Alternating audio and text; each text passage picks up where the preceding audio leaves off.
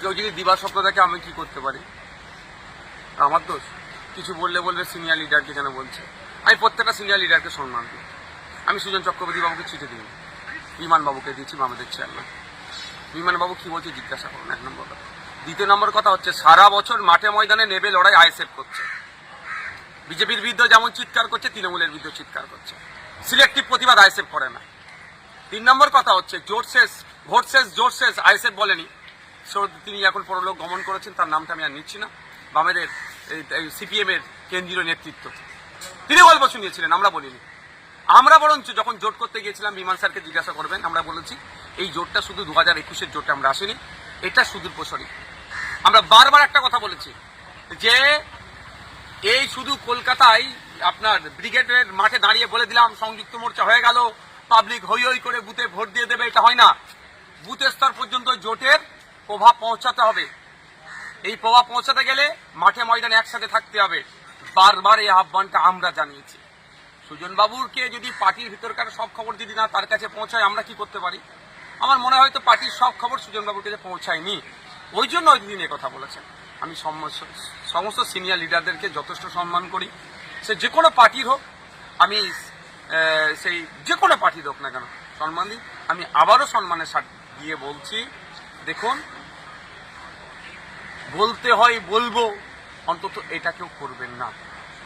বলার আমাদেরও অনেক আছে।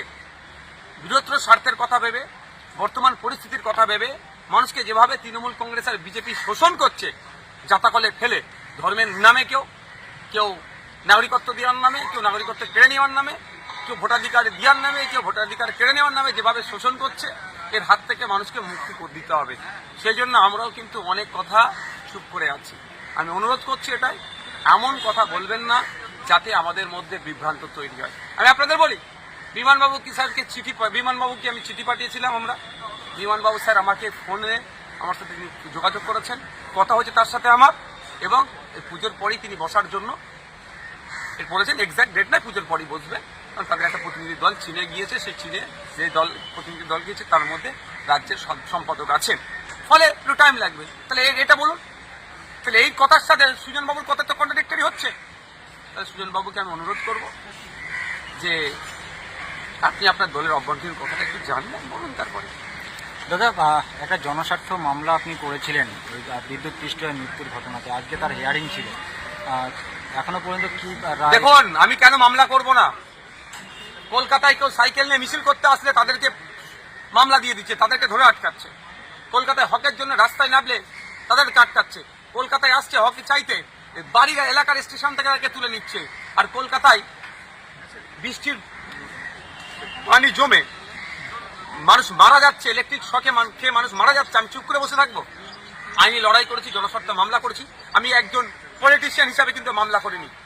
আমি একজন নাগরিক হিসাবে আমি ব্যথা পেয়েছি, আমার এক নাগরিক কিভাবে মৃত্যু হয়েছে সেই জন্য মামলাটা আমি করেছি। হ্যাঁ, আমার রাজনৈতিক পরিচয় আছে, কিন্তু সর্বপ্রথম আমার পরিচয় হচ্ছে আমি একজন মানুষ। কলকাতার মানুষ, রাজ্যের মানুষ ক্ষতিগ্রস্ত হবে, আমি চুপ করে থাকতে পারি না। তা মামলা করেছি। গতকালকে আমাদের মামলাকে গ্রহণ করেছে চিফ জাস্টিস অফ কলকাতা হাইকোর্টের বেঞ্চ।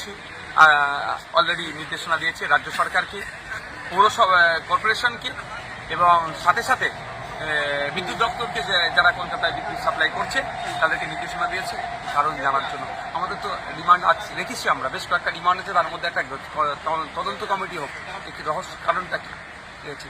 পরের 7 তারিখে, নভেম্বরের 7 তারিখে ডেট আছে, তারা রিপোর্ট জমা করবে। ছেড়ে কথা বলবো না, আইনের মাধ্যমে লড়াই হবে।